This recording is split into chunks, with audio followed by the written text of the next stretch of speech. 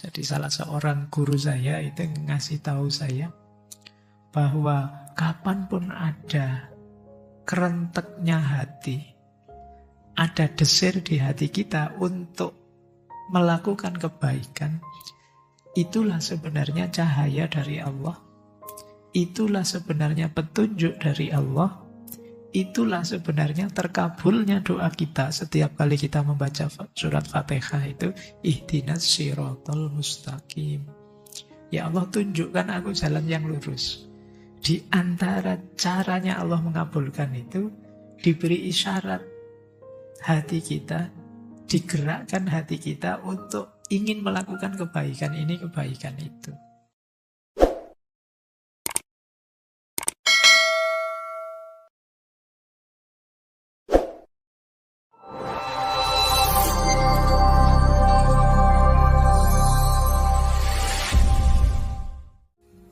Assalamualaikum warahmatullahi wabarakatuh.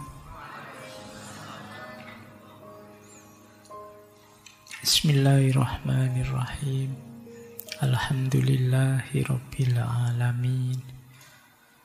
Assalatu wassalamu ala asyrafil anbiya'i wal mursalin, Sayyidina wa maulana Muhammadin wa ala alihi wa ashabihi wa man tabi'ahum bi ihsanin ila yaumiddin.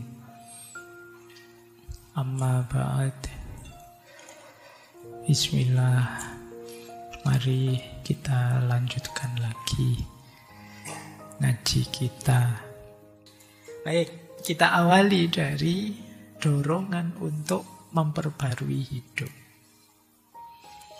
Kita lihat. Ada kalimat begini di buku itu. Setiap orang tentu menginginkan perubahan baru dalam perjalanan hidupnya.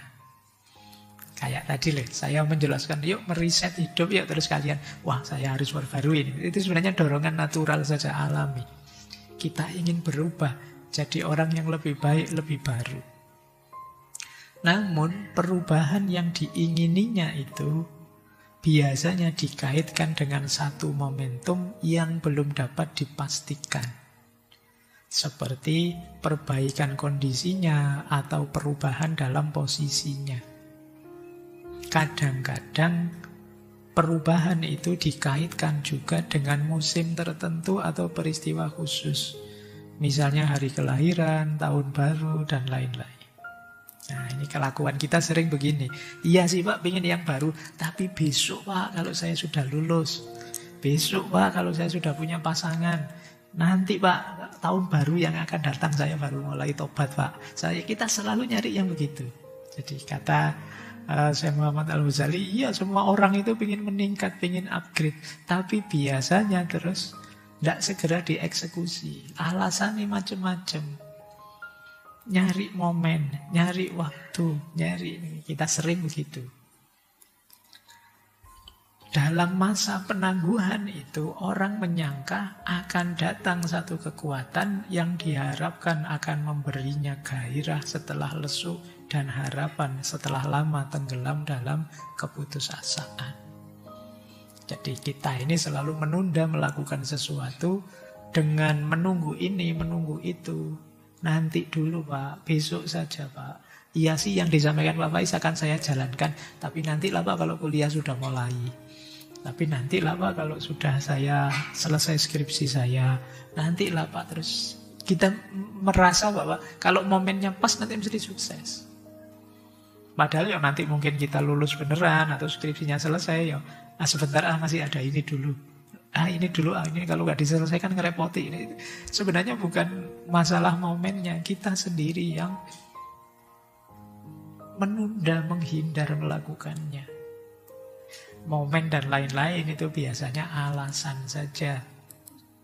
Jadi ini adalah satu sangkaan yang keliru kata beliau. Sebab mengubah kehidupan itu pertama-tama harus tumbuh dalam jiwa itu sendiri sebelum segala sesuatu yang lain.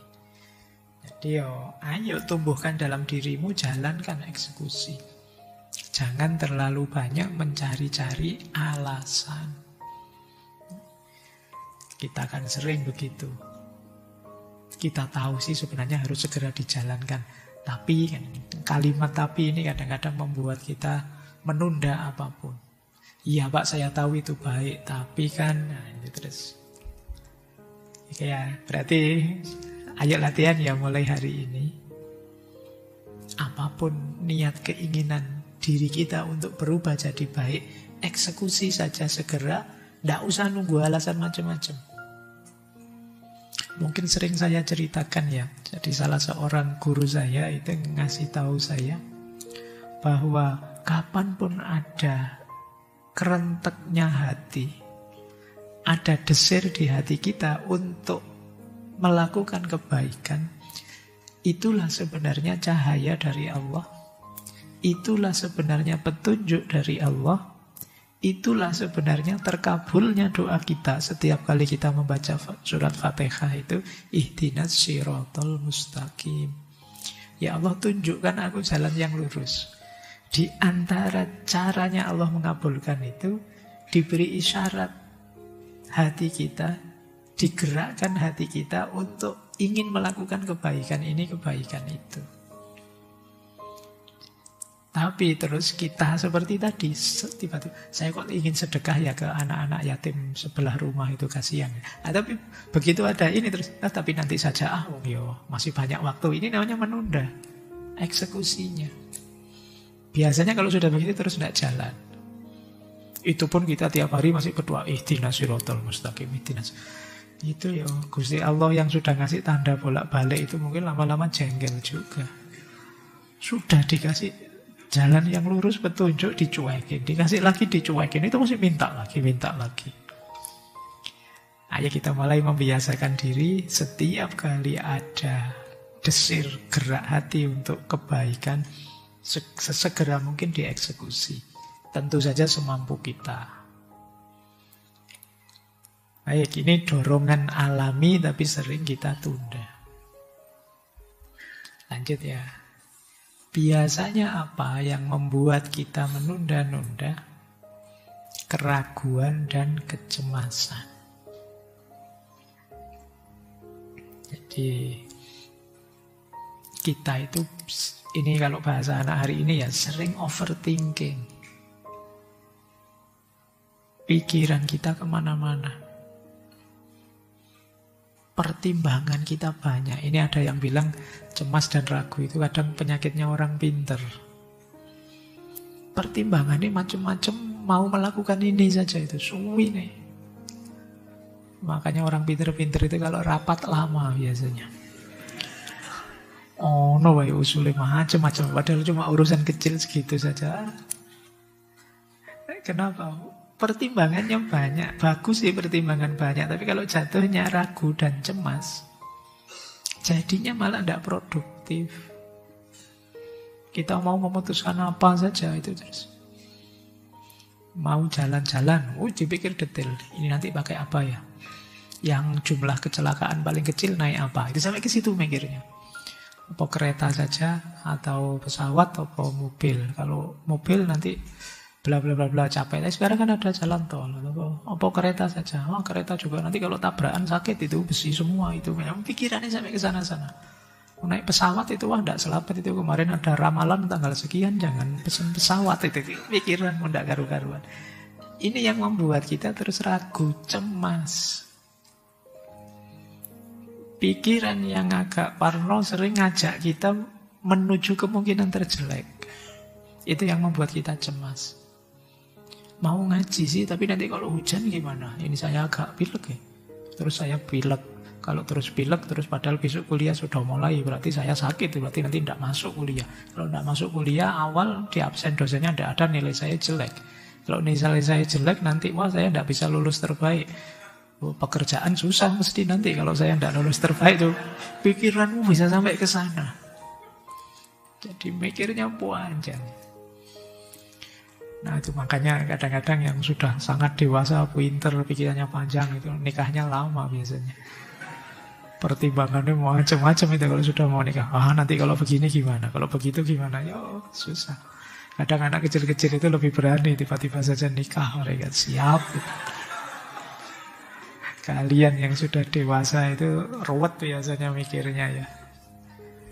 Oke.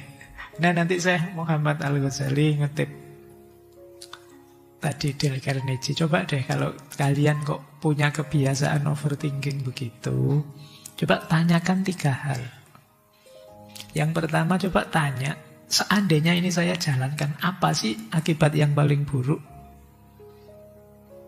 Oke deh, akibat paling buruk itu, siaplah saya, tak siap-siap menerima akibat paling buruk itu.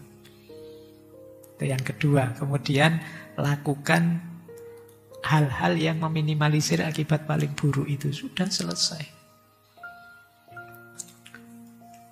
Pak, misalnya ya, mungkin pola contoh tadi nikah yang putri-putri.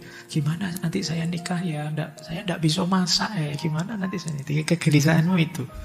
Nah, sekarang mulai dihitung biar enggak overthinking terus di situ.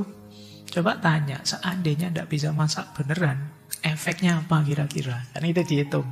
Oh, berarti nanti sering GoFood mesti ya, sering beli apa, kita ingin jadi kita. Dihitung saja. Kira-kira suaminya rela enggak ya kalau dikasih tahu. Kalau suaminya rela kan no problem, enggak masalah. Kemudian bisa sedikit diatasi. Oke, saya siaplah nanti kalau ada orang tanya bisa masak apa enggak, mungkin disindir orang. Mulai sekarang tak siapkan mental. Terus mulai sekarang saya latihan sedikit-sedikit lah masak-masak air apa masak apa. Itu yang ketiga. Nah, kalau sudah kita siapkan pelan-pelan begini, aman sudah, dieksekusi jalan gitu loh. Kalian ada ketakutan apa saja, coba tanyakan, kira-kira efek paling jeleknya apa? Oh, kalau cuma itu, bismillah, siaplah saya, tak persiapan semaksimal mungkin menghadapi itu. Selesai.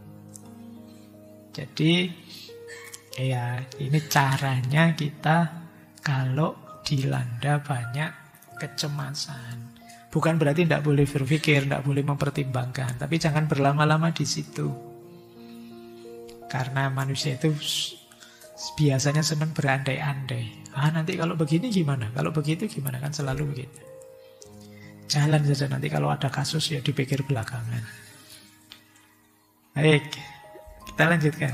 Ini masih panjang. Kalau sudah bebas dari kecemasan, langkah kedua apa? Optimisme. Jadi optimislah. Apapun yang kalian rencanakan akan sukses. Optimis ini nanti berhubungan dengan mindset kita, cara pandang kita terhadap hidup. Jadi bahwa hidup ini banyak masalah, iya. Banyak problem, iya. Apalagi orang Indonesia. Masalahmu numpuk-numpuk, ngitungnya susah. Jadi kita hidup tidak hanya dari viral ke viral hari ini kan, dari banyak viral ke banyak viral lagi. Problem kita banyak, tapi jangan jadikan itu alasan untuk pesimis. Enggak kok ya, masalah ada, tapi insya Allah kalau kita sungguh-sungguh serius mengikhtiarinya, pada akhirnya Allah membantu perjuangan kita. Tetaplah optimis. Jadi di situ ada satu syair yang beliau kutip, laisa man mata fastaroha bimayyitin innamal mayyitu mayyitul ahya innamal mayyitu mayyishu kathiban kasifa balahu qalilar rojai. Jadi orang yang mati dan beristirahat, jadi orang yang mati kemudian tidak tentu saja selesai jalan hidupnya, sebenarnya itu bukanlah mayit yang sejati, kata beliau. Sesungguhnya mayit yang sejati itu orang yang belum mati tapi sudah seperti orang mati. Jadi orang yang mati dalam hidupnya. Kata beliau, cirinya apa? Innamal mayyitu man ya'ishu kathiban. Orang yang murung tiap hari. Orang pesimis itu kan murung. Masam mukanya dan tidak punya harapan. Oh, tiap hari merengut saja. Iya, kita tahu sih tiap orang ada masalah, tapi kan akan selalu ada sisi positif, sisi nikmat dalam hidup kita kok. Jadi tidak patut kita hanya merengut saja, seolah-olah Allah itu tidak memberi setitik pun kebahagiaan dalam hidup kita. Bahkan nanti kata dulu kita bahas ya, Syekh Hasan Al-Basri itu cirinya orang akhlaknya baik, yang paling kelihatan itu mudah senyum, murah senyum. Orang murah senyum itu menampakkan rasa syukur, menampakkan kegembiraan dia bisa menikmati hidup. Tapi banyak orang yang merengut terus. Kita ketemu itu jadi tidak enak sendiri. Kan kalau kalian ketemu orang kok terus merengut saja, itu kan kita di dekatnya juga tidak nyaman. Kita dekat orang marah juga tidak nyaman. Tapi dekat orang yang ramah, yang senyum, kita juga rasanya nyaman. Tapi banyak orang yang hidup tapi rasanya kayak mati. Dia merasa orang paling malang di dunia, merasa bahwa dirinya itu paling susah sendiri, merasa ini orang yang kathibah, muruk. Diajak ngomong tidak bisa sudah, temannya bergurau tidak bisa. Indonesia kayak gini kamu masih bergurau, itu susah kita mengkeret, kamu sudah digituin ya. Jangan banyak ketawa, mengeraskan hati kamu itu. Mengkeret lagi kamu. Jadi kayak ayolah optimis. Jadi wong Allah itu sangat cinta, sangat sayang dengan kita, dan ada banyak sekali nikmat yang dianugerahkan ke kita. Masalah iya banyak. Bahkan masalah itu pun bagian dari anugerahnya Allah untuk membuat kita kuat, membuat kita tangguh, untuk menguji sejauh mana kualitas diri kita. Jadi optimisme nanti lawannya putus asa. Putus asa berarti menganggap hidup ini sudah selesai. Saya tidak mungkin sukses lagi. Saya tidak punya harapan lagi. Kalau dalam Islam putus asa itu disetarakan dengan kufur. Kenapa putus asa itu disebut orang yang kufur? Karena orang putus asa itu orang yang lupa bahwa Allah itu ada. Kalau orang ingat Allah itu ada, tidak mungkin dia putus asa. Karena apa sih yang tidak mungkin kalau Allah menghendaki? Optimislah karena Allah masih ada. Apapun itu keinginanmu. Kalau kalian ingin Indonesia emas Pak 2026,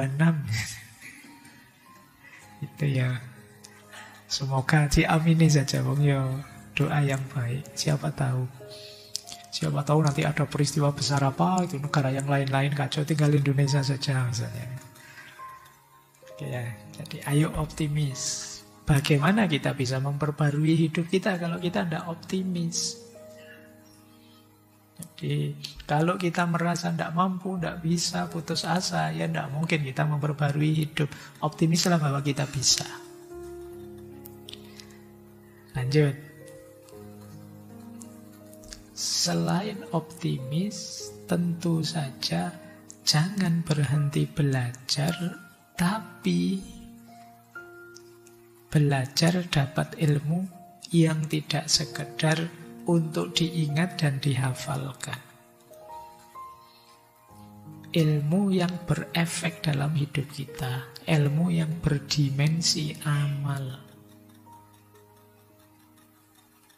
Amal itu selain aplikasinya ilmu, juga jalan kita untuk menjaga ilmu. Jadi, gimana cara kita menjaga ilmu? Dengan menjalankannya. Ini yang kalau orang Jawa punya rumus, ngelmu kuwi kelakone kanthi laku. Laku itu membuat pemahaman kita utuh. Kalian misalnya ya, tentang pernikahan. Sebanyak apapun kalian baca buku pernikahan, tapi kalian tidak menjalaninya, tetap akan lebih dalam wawasannya, pemahamannya yang sudah menjalani langsung. Jadi, nanti mungkin kalau referensimu banyak, begitu menikah kaget sendiri. Kok tidak sama ya kayak yang di buku-buku. Kemarin kamu ngaji nih mantap sekali. Wah, haknya suami, kewajiban istri, wajah detail, begitu jalan. Tidak bodoh. Beda ya Pak sama di buku-buku. Itu Dunia konkret tidak selalu sama dengan dunia teoritis. Maka ilmu itu mengalami penyempurnaan dalam laku. Jangan berhenti di ilmu saja. Kalau kata Imam Syafi'i kan begitu. Bahwa semua manusia itu hancur. Kullun nas halikun illal alimun. Setiap orang itu akan hancur kecuali orang-orang alim, orang berilmu. Tapi setiap orang berilmu, kullul alim halikun, hancur juga kecuali amilun, kecuali orang yang mengamalkan ilmunya. Dan pada akhirnya orang beramal juga akan hancur kecuali yang ikhlas. Amal kalau masih banyak pamrihnya ya efeknya negatif juga, belum optimal juga. Tapi yang jelas di sini beliau menunjukkan pengetahuan itu harus gandeng amal. Bahkan kata Syekh Muhammad Al-Ghazali, pengetahuan yang paling nempel ke pikiran kita adalah pengetahuan yang kita jalankan. Pengetahuan yang ada di kepala kita. Itu yang istilah beliau malakah. Malakah itu kita pahami, kita miliki. Tidak sekedar kita ingat. Banyak pengetahuan yang hanya kita ingat. Berarti tidak nyambung dengan kehidupan konkret kita. Itulah kenapa mahasiswa semester 5, meskipun sudah semester 5, kalau ujian semester 1, saya tidak jamin lulus. Kenapa? Kemarin pengetahuannya hanya diingat. Bukan pengetahuan yang melekat, yang malakah. Pengetahuan itu jadi malakah kalau dihidupkan, digerakkan. Nah, itu jadi kata beliau, dengan dasar ilmumu beramallah, bergeraklah. Di situ akan lebih memantapkan ilmu.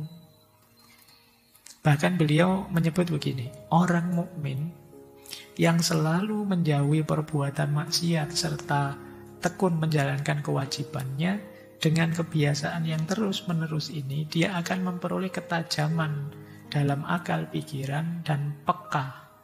Perasaannya halus, yang dengannya dia dapat membedakan yang baik dan buruk. Jadi ilustrasinya begini. Kita dulu kan belajar, ini harus saya lakukan, ini jangan saya lakukan. Kita ngerti teorinya. Terus kita jalankan. Begitu lama-lama kita jalankan, kata beliau, pada akhirnya kemungkinan hati kita sudah nyambung dan kita peka. Kadang-kadang tidak harus mencari dalilnya pun kita ketika melakukan yang salah, yang dosa, yang maksiat, tidak enak sendiri. Tidak nyaman sendiri. Itu namanya hatinya sudah peka dengan kebenaran. Jadi tidak selalu kemudian kita masih hafal dalilnya, masih ingat dasarnya, enggak. Ketika sudah diulang-ulang, dilakukan terus, lama-lama justru batin kita, hati kita beradaptasi.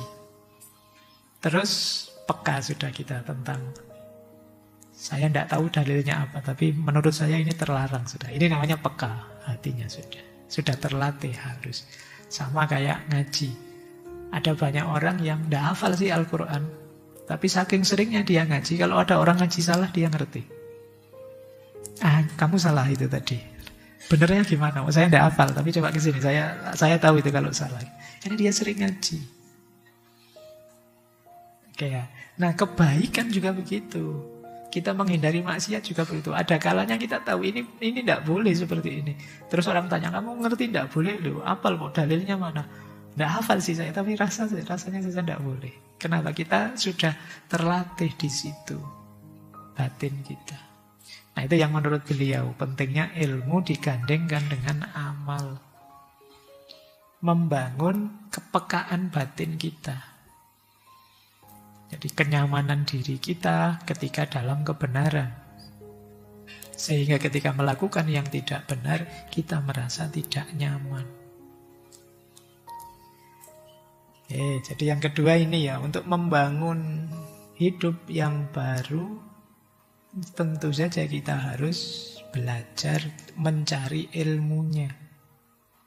Tapi ilmu yang tidak sekedar dihafalkan, ilmu yang dijalankan. Jadi Bukan ilmu buku, tapi ilmu laku. Tidak ada gunanya kalian mengoleksi buku sebanyak apapun kalau tidak mencahayai hidupmu. Karena ilmu itu alat untuk kita mengupgrade kehidupan kita sesuai ideal yang kita inginkan. Lanjut. Nah, rumus selanjutnya dari beliau, singkirkan keraguan. Ya ureannya panjang, cuma saya tertarik urean ketika beliau mengutip William James.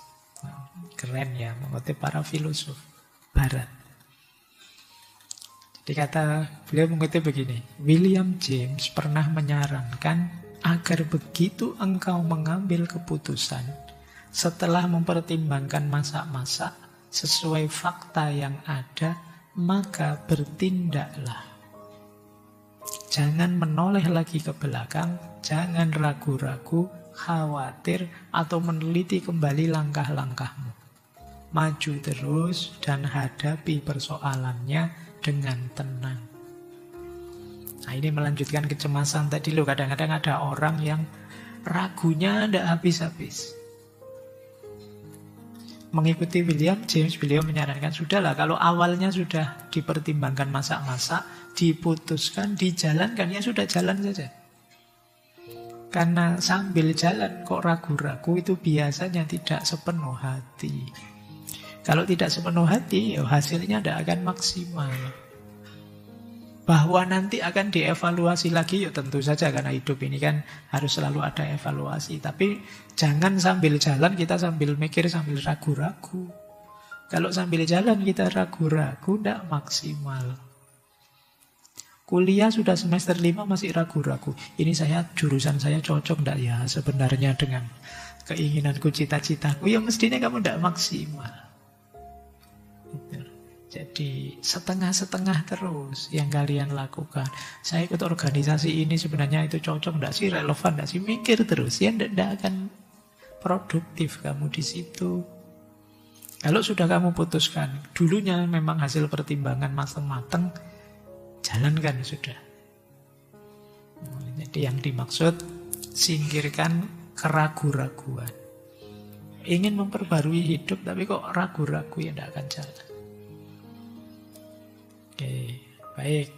Jadi mungkin nanti kalian masuk ke usia tua, ingin memperbarui hidup, ingat-ingat rumus ini ya.